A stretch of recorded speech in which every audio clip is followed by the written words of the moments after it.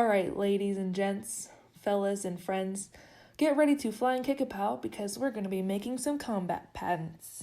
Combat pants. Well, actually, we're adjusting some combat pants. And so I'm starting with 2 pairs. I have one plain black pair and another more interesting plain black pair that actually has tactical elements in it. I looked up the brand and it's actually a uniform pant used by EMTs and other professionals, but we got these at the thrift store, and I say we because I'm making these for my sister, and she's about 10 sizes smaller than me and was also sleeping. Mind you, this was like 1 p.m. So I just filmed it like this. Why not? I also scavenged around my house as one does in quarantine and found these strappy thingies. I'm going to use them as details to make it extra combat, like you're ready to go into war, and by war I mean my sister's going to be playing COD in these, so yay! So the main thing my sister wanted to change on these pants was the length, and that's why we are adding 2 pants together, because we are tall human beings and have lots of legs, not like a spider or anything, just like really long legs. She also wanted the ankles to be cuffed so that the pants gathered in. They were kind of like a boot cut before. So first thing I'm doing is cutting off a piece from the cadaver pair of pants, which is the plain ones, by the way, and cutting out a 5-inch wide piece, cutting along the side and making a rectangle out of that. And the next step, we're going to need a good old ankle. Bam, there it is. Don't ask me how I did that. I think I'm pretty limber. I'm pretty limber. Anyways, you're going to measure the circumference of your ankle and guesstimate how long your sister's is, which is around 10 to 11 inches, and that's how long you're making the ankle cuffs to be. So now I'm cutting out where I want the ankle cuffs to be, also adding a couple extra inches for an overlap flap. So total length is probably like 13, 14 inches. I say probably because I don't really measure, I just kind of wing it. Anyways, now I'm drawing out a seam line because I want the strap to overlap the front of the ankle bit to make like a cool effect. So I'm drawing out where to sew it by drawing a straight line and then a diagonal line to the top. And then I go ahead and sew all that bad boys down on the sides and leaving the top open. After I finish sewing that diagonal line, I am cutting off the excess fabric so that it won't be too bunchy when I flip it right sides out. Oh yeah, speaking of flipping right sides out, that's what I'm doing here, and I'm using a pencil to push out all the corners to make it nice and perky. Then I give it a good press, and next step, we're going to need another ink.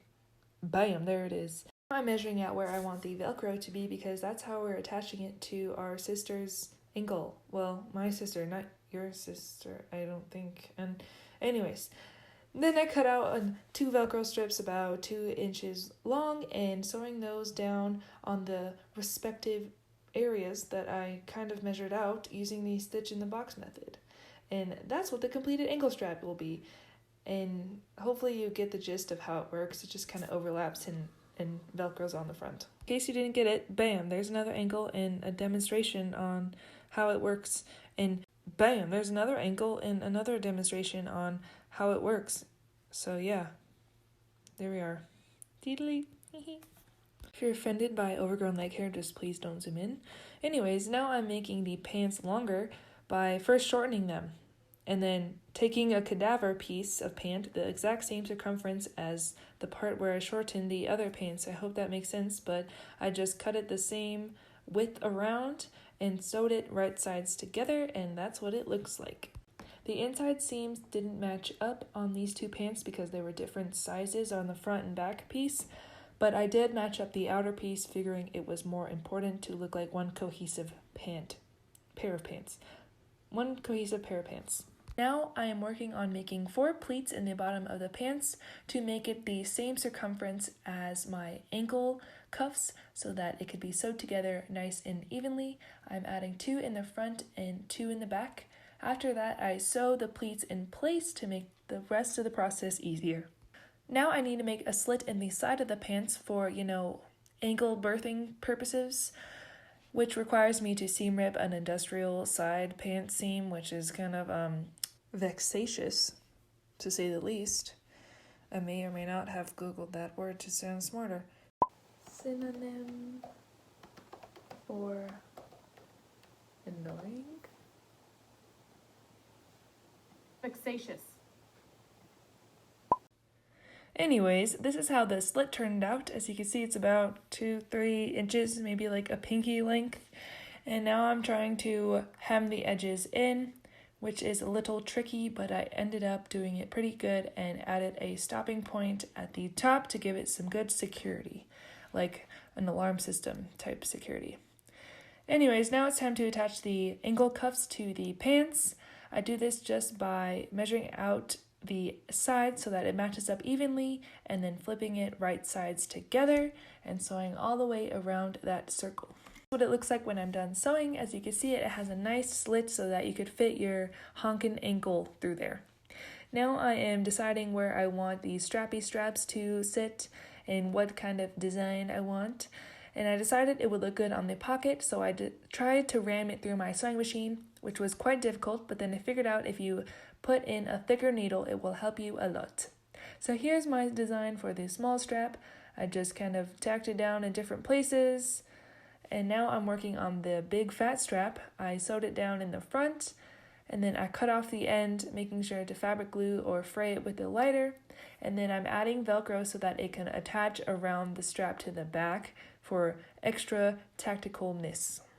Don't worry if that was confusing. Here is the final look for the thick strap. As you can see, it attaches and detaches to the back strap that already existed in the cooler pair of pants. And there's a keyhole to put things. The final step for me is to put this bad boy in the washer and dryer because my sewing room is filthier than the dirty bubble.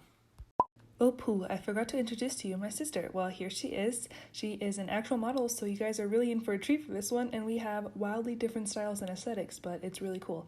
Oh, and yeah, we're also twins. I only tell you that after I tell you she's a model because, you know, they say twins look alike. But anyways, here is her absolutely crushing this outro.